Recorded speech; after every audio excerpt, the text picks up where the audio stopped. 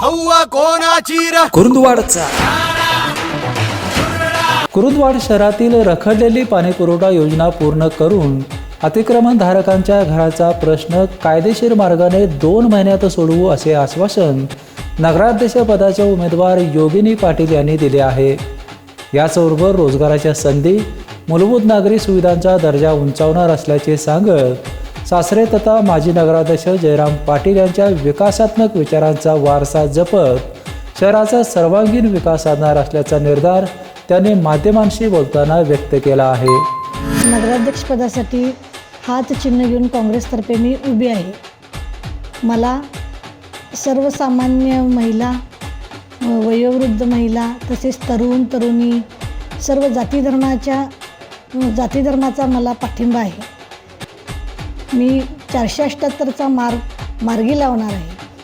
तसेच बाजारपेठ, पार्किंग याही मूलभूत सुविधा त्यांच्या या प्रश्नावर भर देणार आहे. जसं बापूंनी तळागाळाचं राजकारण केलं, सर्वसामान्यांना न्याय दिला. काँग्रेस पक्ष हा सर्वसामान्यांचाच पक्ष आहे.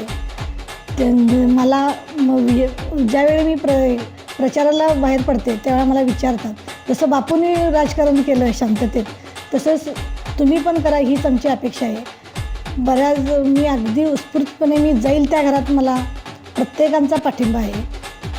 हा पाठिंबा घेऊन सगळ्यांचा आशीर्वाद घेऊनच मी ही निवडणूक पुढं लढवीत आहे. शहरातील रखडलेला पुरवठ्याचा प्रश्न हा मी मार्गी लावून शहराला स्वच्छ पाणी देणार आहे. 78मधील अतिक्रमण असलेल्या घरांचा प्रश्न मी 2 महिन्यात तात्काळ मार्गी लावणार आहे.